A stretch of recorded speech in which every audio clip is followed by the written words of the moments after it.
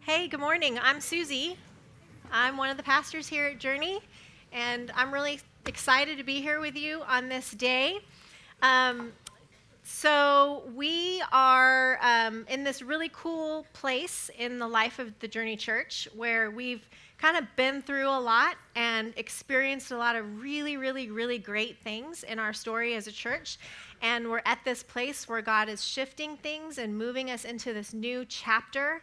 And we're calling, we're not really calling it anything, but we have these whole my part in the story is like the theme of it, where everybody has a part to play in that, whether it's through your story and through your serving and just what makes Journey awesome are the people that are here and the collection of stories that are here.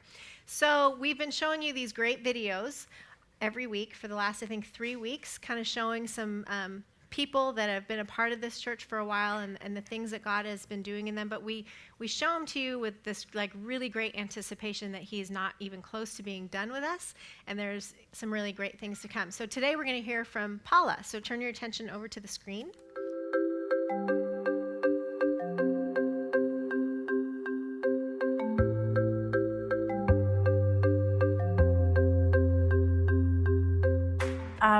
My daughter Margaret, freshman year, was asked to come to the youth group at Journey. We went to a different church that we had grown up in, and you're not going to cut off any avenue where your child is hearing, Jesus. So of course we said yes, and I would drop her off because she was 14 or 15, and I dropped her off, and then I would pick her up when it was over, or she would catch a ride with Allsworth, who were our neighbors, and then she asked me to go on Sunday.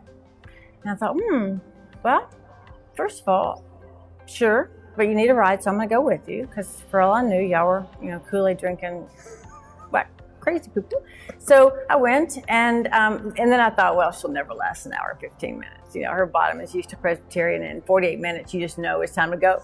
And so I was not concerned. So we sat on the front row, and from the minute we got there, we did not move.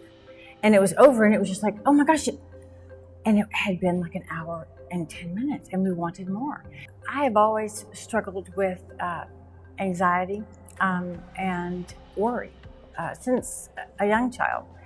It paralyzed me at some point, and I remember it was one of the first sermons, truly, that you said, as believers, all we need to do is love well. And I thought, I was at a point where I was going back into the workforce, looking at 50. And so I thought, well, okay, I can do that. I can love well. I can love. That I can do. And it was just such a baby step to come to full circle at just this complete peace that I've never known. And you talk about rediscovering the sense of wonder. Yes. I've done more new things in the last probably 18 months than I have since I can remember, honestly.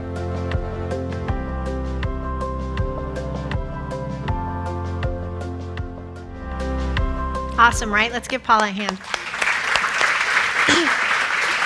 So if you were here a couple weeks ago, we heard Donna Hawkins, and she came to this church with this preconceived notion that we were the young and trendy church. So we've got young and trendy and Kool-Aid drinking crazy people. So if you are new here today, we want to welcome you, because it's awesome here, and you're probably going to fit in somewhere in that space. And if you're home from college, welcome home. Yay. Yeah? And if you're a parent who put a kid through a year of college, good job. So we have a lot to celebrate today. So we're in this series. It's going to last all summer long, and it's on the sound of glory, on how to hear from God. And these first few weeks, we're talking about how to hear from God through prayer. And we've heard about all these different elements of prayer. Jamie started us off with silence and solitude, and then rest and imagination. And then Kevin took us to fasting last week. And today we get to talk about intercession, how we hear from God when we intercede on behalf of other people.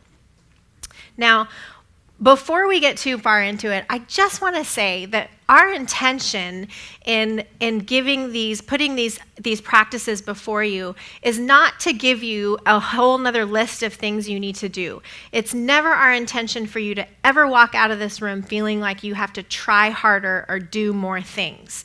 Rather, our intention is to help you develop new rhythms in your life that are going to help you hear from God more consistently and less sporadically.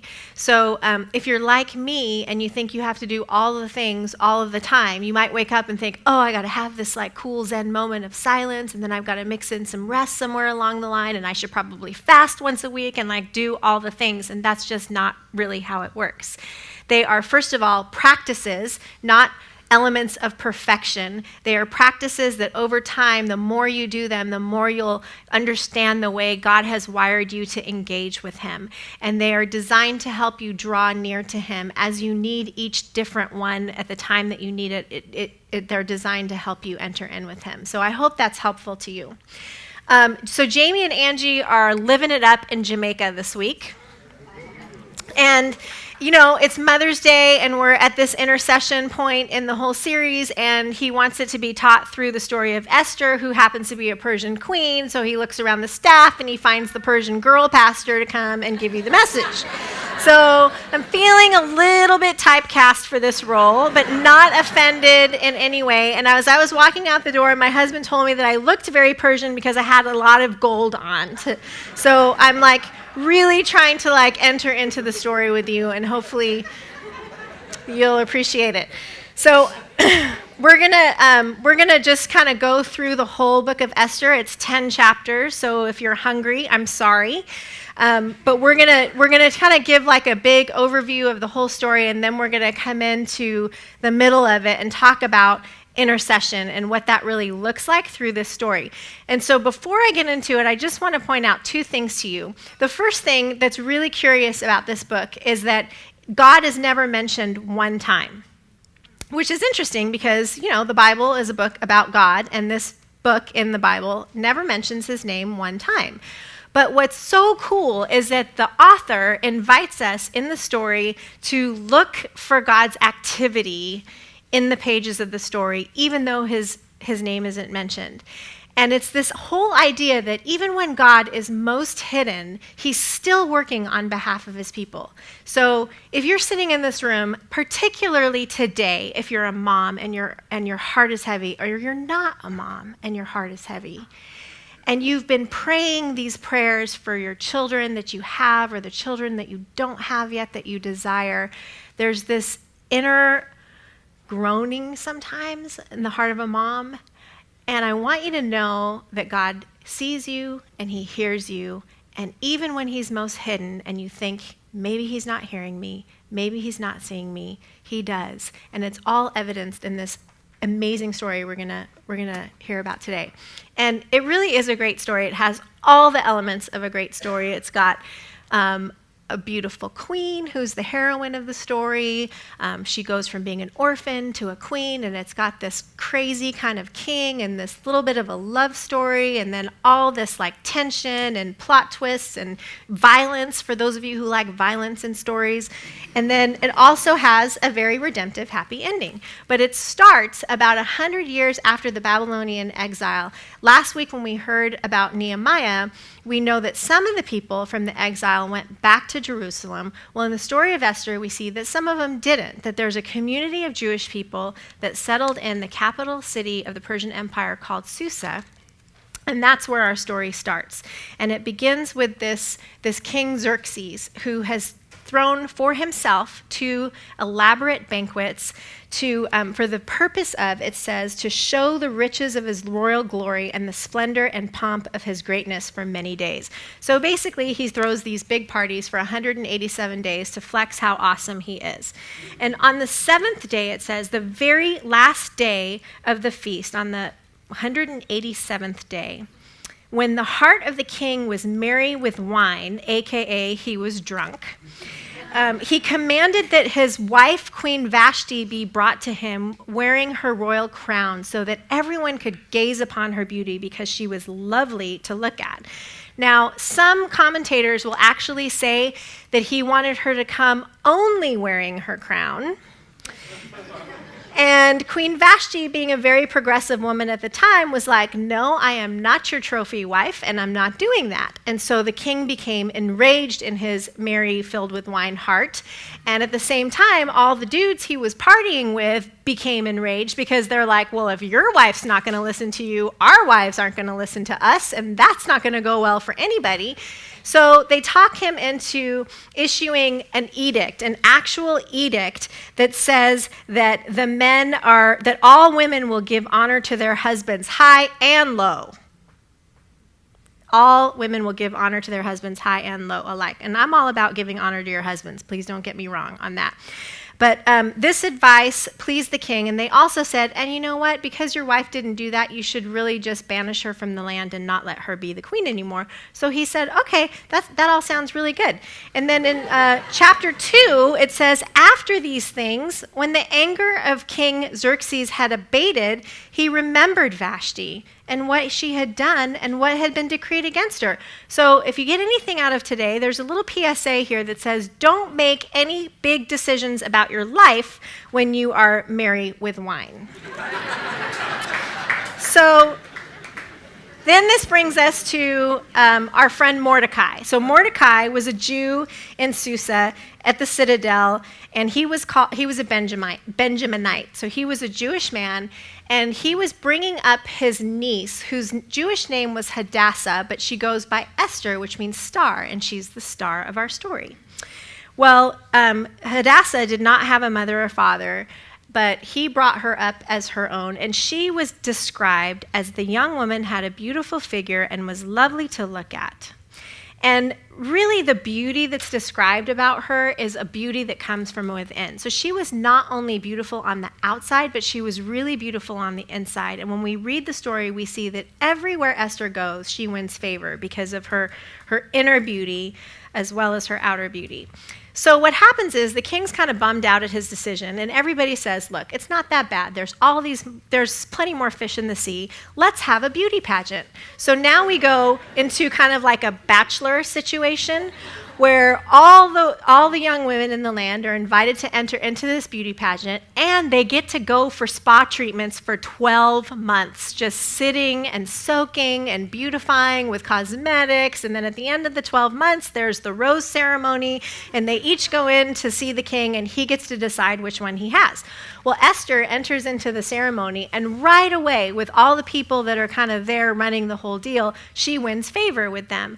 And what I want you to see in this story is, even though God is not mentioned in the story at all, there's all these situations that just so happen. They're circumstantial, coincidental, maybe, but not really, moments where even though God's name isn't mentioned, you can definitely see that he's working all these pieces together for the good of the people in the story and the advancement of the story. So she goes in and she's winning hearts everywhere, and 12 months later, it's her turn to go in and meet the king, and he lays eyes on her and he falls to pieces because she's just the best thing ever, and he falls in love with her, and he makes her queen, and he throws a party because that's what he does. So, at this point we have kind of a fairy tale going on. Beautiful princess or queen gets, brought up an orphan, rags to riches. Now she's in the palace and she's queen. And Mordecai, being a very protective father figure, is hanging out at the city gate and just happens to overhear a plot with two of the king's officials that are plotting to kill him. And so what he does is he sends word to Esther, and he reports it to Esther, and Esther makes it known to the king, and in the name of Mordecai. And when the affair was investigated and found to be so, the men were both hanged on the gallows. And then it was recorded in this book called the Book of Chronicles in the presence of the king.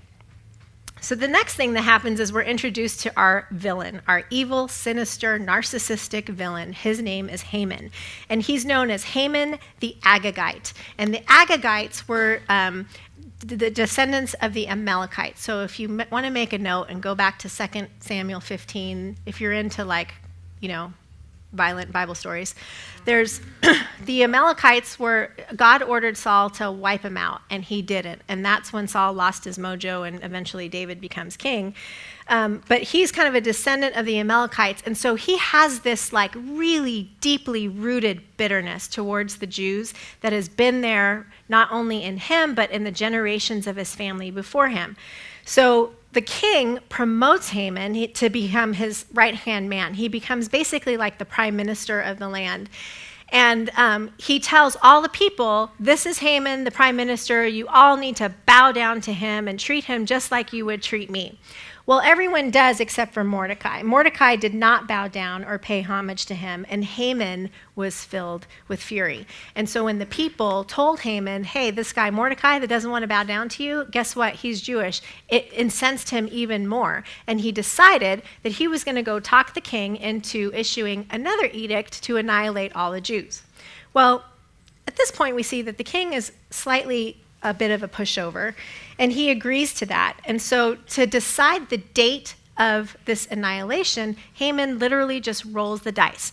And the word for dice in the Persian language is pur. Everybody say pur. And hang on to that, because what happens is he rolls the dice and he decides that 11 months later, on the 13th of Adar in the Jewish calendar, is the day that they're going to plan to annihilate the Jews. Well, word gets around, and Mordecai finds out, and he just becomes so upset, and he loses his ever-loving mind and starts putting on sackcloths and ashes on his head, and starts weeping and fasting. And Esther finds out he's not in a good place, so she sends word to find out what's wrong with him, and he sends word back to her about this whole decree, and he sends a copy of the decree because it was sent out to all the cities, and he had it in his hands, and he gave it to her, and he says, look, Haman is planning to annihilate all the Jews, and you're there for such a time as this. You need to go tell the king. Well, back then, the law was that if you did not get invited to come and speak to the king, even if you were his wife, you could be killed. You couldn't just show up and share your heart with your husband. That's not how it worked. So she says to him, it's been 30 days since he's talked to me, and if I go in there without an invitation, I could be killed. And he says to her in this very pivotal point in the story in chapter 4, he says, do not think for yourself that in the king's palace you will escape any more than all the other Jews. For if you keep silent at this time, relief and deliverance will rise for the Jews from another place. But you and your father's house will perish. And who knows whether you've even come to this kingdom for such a time as this. So I want to pause there, because what we read here is really important. God's plans will not be thwarted. And he invites us in to this amazing life where we get to be part of what he's doing. And that life is like a life of abundance for us, but it's also a part of a bigger story that he's writing for all of humanity to be reconciled to him. And that plan is never going to be thwarted. So sometimes when he asks us to do something, he gives us the free will to say yes or no. But if we say no, often we're the ones who miss out, because deliverance is going to rise from another place. If not you, it'll be someone else. So we get to decide if we want to participate in that. So what Esther says to him, her response is, okay, go gather all the Jews to be found in Susa and hold a fast on my behalf. Do not eat or drink for 3 days, night or day, and I and my young women will also fast as you do. Then I will go to the king, though it is against the law, and if I perish, I perish. So Mordecai went away and he did everything that Esther ordered him to do. And there's this sense, this is the only part in the story where we get any sense that there is a perspective shift and a focus towards a higher power. And because they're Jews, we know that it's God and it's our God. So she shifts her perspective and she goes to fast and pray. Now, last week we learned a bit about fasting, and we learned that fasting slows you down and it helps kind of sometimes it helps purge things out of you that maybe God doesn't want there, and it gives you space to slow down and to hear and to see from God. Well, fasting often is accompanied with praying in the Bible, and the point of fasting is to fill that time with God's presence and prayer. And so as she's fasting, she's waiting expectantly for her marching orders. But God doesn't give her this big elaborate plan.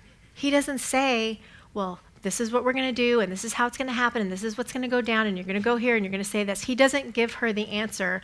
Instead, what happens is, in verse 5, chapter 1, we see, on the third day of the fast, Esther put on her royal robes and stood in the inner court of the king's palace in front of the king's quarters.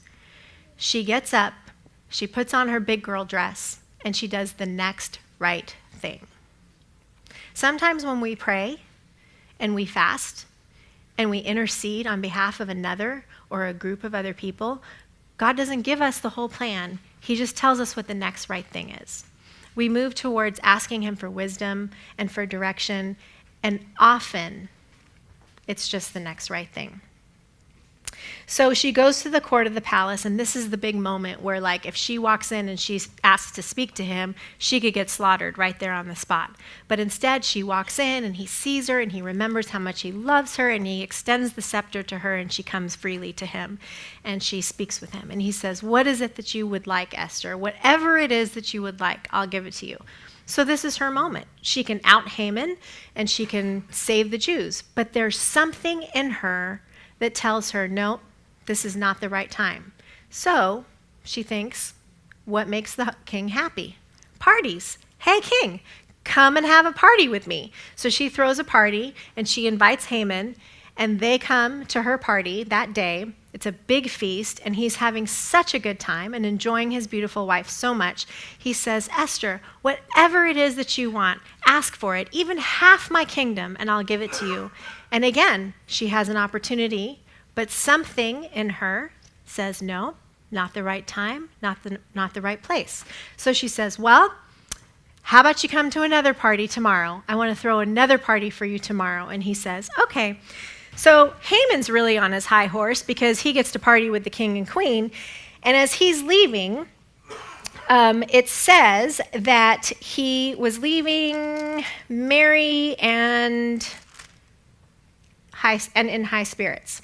So he walks by Mordecai, though. He's happy and high spirits, and he walks by the king's gate, and Mordecai is standing there, and he never rises or trembles before him. And because of that, he was filled with rage. So he goes home, and it says that nevertheless, Haman restrained himself, and he went home, and he got his friends to come over, and he starts venting to his friends and his wife, and he's saying, you know what? I'm like the next guy in line with the king. I'm his right-hand man. He loves me. I'm the only person that Esther invited to this party with the king. I've got all these riches. I've got these 10 really great sons, and nothing makes me more mad than that guy Mordecai because he won't bow down to me. And he's so bitter. So his wife, she decides to give him some advice, and she says, well, why don't you make a stake about 50 feet high and go talk to the king in the morning and talk him into having Mordecai hanged on it. And then, go joyfully with the king to the party and have a good time. And Haman says, oh yeah, that sounds like a good idea. I could probably talk him into that. So that very same night, though, he goes to bed at his house, and the king goes to bed at his house. And when the king goes to bed, he asks for those chronicles. Remember the chronicles that Mordecai's name was recorded in when he saved him from the plot of the two guys that wanted to kill him? He asked for those chronicles to be read to him, some bedtime story about how great his kingdom is. And as he's listening to the story of Mordecai saving him, he asks, did anybody do anything for Mordecai when that happened? And the palace official said, no, we didn't do anything. And at that very next morning, when he's thinking about it again, Haman walks in, and he says to Haman, what honor or distinction has been done for the man who I love and admire so much?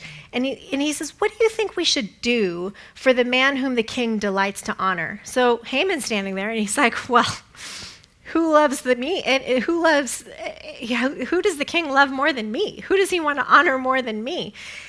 And so Haman's thinking to himself, well, it's got to be me. And he says, well, for the man whom the king delights to honor, let royal robes be brought, which the king has worn, and the horse that the king has ridden, and the crown that the king has worn on his head. And let them dress the man whom the king delights to honor, and let them lead him on the horse through the square of the city, proclaiming before him, thus shall it be done to the man whom the king delights to honor. So the king says, you know what? That is such a great idea. Go get the robes, go get the horse, go get the crown, and go and dress Mordecai and put him on the horse and parade him through the city and proclaim to everyone, this is the man that the king delights to honor.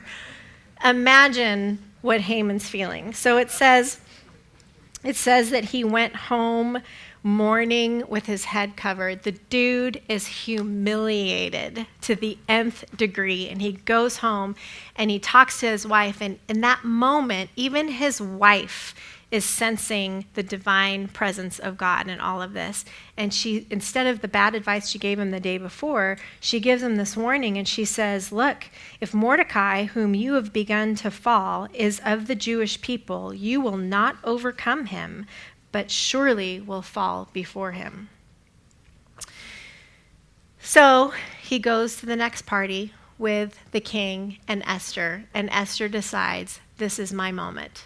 This is my silver bullet time. So she looks at the king and she looks at Haman and she says, by the way, I'm Jewish, and Haman has plotted to kill me and annihilate all of my people. And the king, again, probably merry with wine, is enraged. And this time, though, he makes a really good decision, and he doesn't act right away, but he steps outside for a breath of fresh air. And as he's stepping outside, Haman's begging Esther for grace and mercy, and he walks back in. The king walks back in, and Haman just happens to trip and fall on the couch where Esther's sitting. This does not look good at all. And so then the king sees this, and he's already mad about the decree, and he sees this, and he says, and you're even going to attack my wife right in front of me? And right away, he orders him to be hanged on the very stake that he built for Mordecai. That's rough, man. So Esther saves the Jews. The only thing that was a bummer was that in those days, you couldn't reverse an edict. So he couldn't do anything about the edict that was already put out there. But he told Mordecai and Esther that they could come up with a counter edict to protect the people. And so they did that. They came up with a counter edict that said that on the 13th of Adar, that very same day that the Jews were set to be annihilated, they could protect themselves and defend themselves from anybody who's an enemy of the Jew and wanted to destroy them. And they did. And God once again delivered his people. And to this very day, the 13th of Adar is a day that's celebrated throughout the world by many Jews as a day of celebrating when God delivers his people, because throughout history, we know that there's been threats to annihilate the Jews throughout history, and so that's a day that they celebrate. And we can look at that and we can really see that God takes care of his people, and his plans are never thwarted. So I want to drop into chapter 4 again and go back to that place where Esther turns her attention towards the fast. And this is what we call intercession. It's being a go-between and a standing in the gap between a person or people and God. The definition of intercession is the act of intervening on behalf of someone who's in difficulty or trouble, pleading or petitioning for their case. Intercessory prayer is merely the act of praying, interceding to God on behalf of someone other than yourself. So the thing with fasting and praying too, we're not trying to manipulate God when we go and fast and pray. It's not, sure, we're invited to come to God and to tell him what we want, to ask for what we want, we're asked to bring to him our dreams and our visions and our desire. He loves that. He wants to hear from us. But when we go to pray and intercede, our sole purpose is not to make God do what we want him to do. The purpose is for us to align ourselves with God and what he wants to do. And oftentimes, I think we go to pray, and we're looking for answers right away. We live in this really like right away answer society. I mean, we've got Siri, we've got Alexa, we've got, Google. Like, if you want to know anything, you can find out the answer right away. And like, okay, so today I had to order an electric toothbrush on Amazon. And like, I go on Amazon and I filter right away the 1 day. I don't even want to wait the 2 days. Like, you can get it pretty much anything you want from Amazon in 2 days. I want it today. And if I can't get that toothbrush today, I'm going to get a different toothbrush because I want a new toothbrush today. This is the world we live in. Or maybe it's just my world. The world of a Persian queen.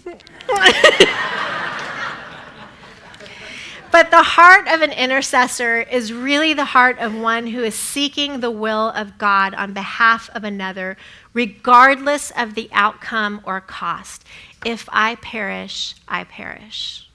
Regardless of the outcome or cost, you have the will of God in mind, and you have the benefit of the other person in mind. And some of us grew up maybe in traditions where we had to go to church, and there was a guy there who was the intercessor, the mediator between us and God, or maybe you grew up with like prayer lists that would come to you, and intercession to you was just going through a list and praying for people. And the thing is in the Old Testament, the role of a mediator in prayer was prevalent, and we saw that a lot in Abraham, Moses, David, and Samuel. They were the ones who went and prayed to God on behalf of the people. But in the New Testament, we hear all these amazing words from Paul and other writers that say that no, like we don't need that anymore, that Christ is our intercessor. So King Xerxes, some of you may remember King Xerxes from the movie 300, kind of a rough dude. And then some of you might know of him as from the king in the movie One Night with the King. So two very different caricatures, and this guy is somewhere in between. And some commentators will actually say that Esther and the king are like an allegory of how Jesus closes the gap between us and God. So Esther closes the gap between the king and the people by going to him on behalf of the people, and Jesus closes the gap between us and God when he died on the cross and rose again, and giving us this freedom that we sang about earlier today, this freedom to be in his presence, and this confidence that we can go to him whenever we want. So intercession is kind of funny because it's like you're praying on behalf of the other person, and sometimes you don't know what to pray. And like some of us have been in small groups or maybe women's Bible studies where prayer requests became a lot of details that you did not need to hear. But really what it is, it's praying on behalf of another person in the way that the Spirit intercedes with us. So we're invited in intercession into this like really cool, supernatural, commingling situation where Jesus is interceding on our behalf, the Bible says, and the Spirit of God comes in and intercedes and gives us words and things to pray for. So I experienced this a little bit in the last couple of weeks because my eyes were kind of open and my ears were attentive to this kind of activity going on in my life. And the first one I wanted to, oh my gosh, am I out of time already? Okay, sorry. So, okay, I'll wrap it up. So, a couple weeks ago, Stephanie Skipper floating in and out of my head all week long. And I couldn't understand why I kept thinking about her, but every time I thought about her, I prayed for her. And it wasn't like, I wasn't getting on my knees with this like, oh, Jesus helps. I was like, not this like long, elaborate prayer, but it was like, God, would you just help Stephanie today? Be with her today. And then she'd float out of my mind and she'd come back in and like, God, would you just give Stephanie some vision for her life today? I know she's looking for something for what's next for her. And just little tiny things all throughout the week. Well, I decided one day I was just going to text her and check in with her and see how she's doing. And so I text her and I'm like, hey, just been thinking about you and praying for you. And she texts me back, and I didn't even know this, but she and Tim were leading worship at a retreat. And they were there and they were going to tell the story of their marriage. And that particular day was a really intense day, and she needed to hear that God was with her. in it. And I didn't know any of that. I mean, that wasn't in my head. I wasn't praying for all of that, but the Spirit of God interceded on her behalf with me, and I just prayed for her, and he didn't need to know. God didn't need to know the exact words, and I didn't need to know the details of what I was praying about. Romans 8:26-27 says, in the same way, the Spirit helps us in our weaknesses. We do not know what we ought to pray for, but the Spirit himself intercedes for us through wordless groans. And he who searches our hearts knows the mind of the Spirit, because the Spirit intercedes for God's people in accordance with the will of God. How awesome is that? You don't even need to know what to pray for. But when God puts someone on your mind, especially if you hear it over and over again, that person keeps coming to mind, know that that's the voice of God. That's the Spirit of God prompting you to come alongside him in the work that he's doing in their lives. The book of Esther is like that verse in Romans goes on to that thing that, we all know this, a lot of us know this verse, and we know that in all things God works for the good of those who love him, who have been called according to his purpose. That's what the book of Esther is a picture of. It's this picture that God uses all the things. A dumb divorce at the beginning, a drunken king, all this violence, a messed up bachelor situation, an orphan girl that rises to become queen. He uses all the things, not just some things, but all the things for the good of those who love him and are called according to his purpose. Another thing that happened to me this week was I had a really rough day last week, and there was some of you know my mom lives with us, and she's got multiple sclerosis, and so we take care of her, and we were having kind of a rough morning. It started off with my 6-year-old Nathan had gum in his hair. So he missed the bus, and I was late taking him to school because you can get gum out of hair with canola oil, just so you know. So another answer I got quickly from Siri. So I got the gum out of his hair, and he gets to school late, and I'm late for my meeting that morning. And then about towards the end of my meeting, I get a phone call from the caregiver saying, your mom's, she fell, and I need to get her up, and I need help. So I'm like, oh, great. So I'm driving home, I'm worried about my mom, and I'm like praying, like not intercession, but lamentation. Like, God, why are you not delivering me from all of this? And this is so hard. And every time I try to do something, something else happens, and everything gets interrupted, and nothing works out smoothly. Poor me, poor me, poor me. So I get home, and my friend's mom, who lives in the neighborhood, she comes over to help me, and she walks in the door, and she says, you know what I've learned? When stuff like this happens, this is not an interruption to your day. This is your day. And I'm like looking at her like, okay, I'll receive that. So we get my mom up, and she's safe, and everything's okay, and I get in the car, and I'm thinking about what Alita said, and I look down at my phone, and there's this text message from another woman in our church who I've just been starting to get to know. And the text message is this: I've been thinking about you, and this is what I've been praying. When you are driving your kids around, Jesus is riding shotgun with you. When you're helping your mom and you're at her bedside, he's sitting right there with you. When you're at work and you're talking with people at church, he is there with you. He's giving you wisdom, and he's guiding you along the way. And just this like amazing prayer of like how great it is that God's put me here, and he's with me, and he's got a plan, and my family's going to be fine. And like all the lamentations that I had before were being addressed in this little text prayer that she sent me. And I put the phone down, and I was like, okay, I can do this for one more day. I can do the next right thing. I'm going to get in the car. I'm going to go back to work. I have everything I need for this situation right now. It's all good. I'm just going to do the next right thing. I don't have big answers to my prayers of how this whole situation's going to work out, how this season's going to work out, if my kids are going to come out okay from it, if, I don't have any of those answers, but I don't need them, because the answer to my prayer is Jesus himself. It's him being present with me. It's me knowing that he's there.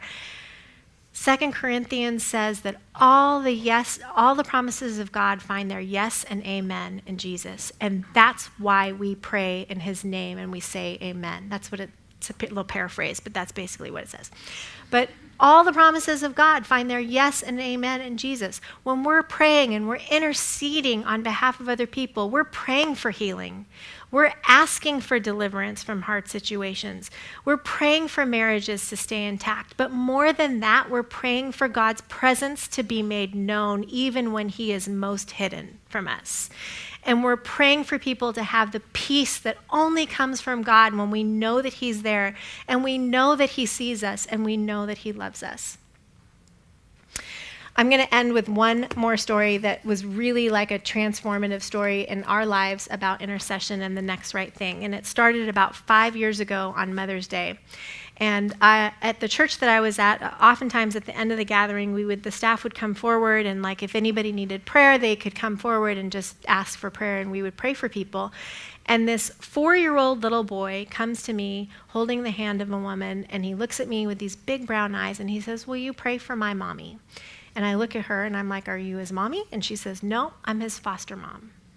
And I immediately came unglued. And I was like, I don't know what to pray for this, but I asked God, I'm like, God, I need you to tell me what to pray. I need something that's going to bring comfort to this little boy. And so I prayed for him, and he went on his way with Sally, his foster mom. And then Nathan comes running out. He's 2 years old with his craft that he made me for Mother's Day. And I look at the craft, and typically I'm like, oh, great, another thing for our fridge. But this time I sobbed because all I could think about was this 4-year-old boy who had just made a craft himself. Did he make it for his mom? Did he make it for the foster mom? Was he waiting to see if he was going to be able to give it to his mom the next morning on Mother's Day? What was going through that poor, broken child's head as he was making a craft at church? And Mother's Day has never been the same for me since that weekend. At the same time that happened, Steve and I were involved with this ministry where we would go to summer camp with foster kids. And it was called Royal Family Kids Camp. And there was a little boy that was at that camp that we just became really close to, and his name was Seth. And Seth would come to our house once a month or once every couple of weeks to hang out with us, and he just became a part of our family. He was the same age that Silas was at the time, and so he just fit right into our family. And we loved that little boy, and every time he would go home, I would just cry because I knew he was going back to this foster home in Compton, and it was not a good situation for him. And then eventually his sister started coming along too. So we had Seth and Lila over a couple times a month, and I became an advocate for them, trying to help them get reconciled with their mom. Well, that summer it became really obvious that it wasn't going to happen, that their mom wasn't doing the right things that she needed to do to get her kids back. So the DCFS worker said to me, "Are you guys interested in taking Seth?" And so we had already begun praying for Seth regularly. And as much as we loved Seth and wanted him to be in our home, there was no way we were going to separate him from his siblings. And at that point, Delilah was coming over too. And I was not going to separate him from Delilah. And I wanted Delilah too. And we already had 4 kids. We had a 1,200 square foot house with 1 bathroom. I could barely handle what we had. And so the idea, surely God, you're not calling us to adopt. But I love these kids, and it breaks my heart to know that they're getting older, and the chances of them getting adopted are becoming fewer and fewer. So she says to me, "Look, if you can't adopt them, maybe you can find someone else who will," because they also had a younger brother. So there's 3 of them, Seth, Lila, and Joe. So I go to church, and I run into Sally again, the foster mom of the 4-year-old. And we had started to develop a friendship, and I think, foster moms stick together. So I asked Sally, "Hey, do you know anybody by chance who's interested in adopting a set of 3 siblings?" And she says, "Well, we just moved to this area so that we could buy this bigger house because we want to adopt more kids. So we might be interested in adopting three siblings." And I was like, "Oh, okay." And she says, "Well, I'm going to go home and pray about it with my husband and my kids, and I'll let you know." A few days later, she calls me and she says, "We've prayed about it. We're all in. We want the kids." So she begins this relentless pursuit over 2 years of cut all the red tape that you can imagine that there is in the LA County foster care system. And she's pursuing these kids, and she's advocating for them, and she's trying to get visitation with them. And we're not allowed to tell the kids that there's these people wanting to adopt them. And so, because in case it doesn't work out. So we're just praying and praying and praying and keep having them over, and we're building friendship with the Elagians, and they live like 5 minutes from us. So we could, like, even though they're not ours, we could do life with them. Well, then God starts moving us towards coming to Nashville. And we were heartbroken, thinking we cannot leave these kids and be another couple that's abandoned them in their story. Well, don't you know, 1 month before we moved here, Seth, Delilah, and Joe moved in with the Elagians. And now they're adopted, 100% adopted, and they have their forever family with the Elagians.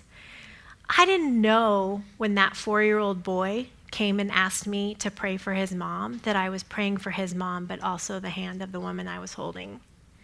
And I didn't know when that boy first started coming to our home that we were going to have a part in his story. You know, it was nothing what I imagined it would be. But through interceding on behalf of these kids, God showed us time and time again what the next right thing is. So your practice for the week, who has God brought to mind for you? Who comes in and out of your head? Who is it in your life that needs prayer? And you don't need to know all of the details, but just pray for them. Maybe if you see someone here today and they're telling you about their life and how rough it's been, what if we prayed for people right then and there and just knocked it off our to-do list in the moment? As awkward as that can be sometimes, like, can I pray for you right now? Like, sometimes for some of us, that's really awkward. But I've never had anybody say, no thanks. It's not a thing. You know? Pray for each other. Let's be a church that prays for one another, you know, and like, what is God saying to you? Like, what is he telling you that they might need? And should you share it with them? All it takes sometimes is telling somebody, God put you in my head all week, and I've been praying for you. And whatever it is that is going on in your life, just know that he sees you because he told me to pray for you. And that's what I'm doing. How comforting is that when you've heard that from someone else? So as we close, I want you to just take a few minutes and close your eyes. Who is it that God has put on your heart? You can put 2 feet on the floor, close your eyes, open your eyes. You can stand up when the music starts to play if you want to. Whatever posture you want to be in, to just connect with God right now, in this time, in this place, because you have been put here for such a time as this. Who is it that God has moved you to pray for? Who comes to mind often? And if there's no one, ask God to give you someone.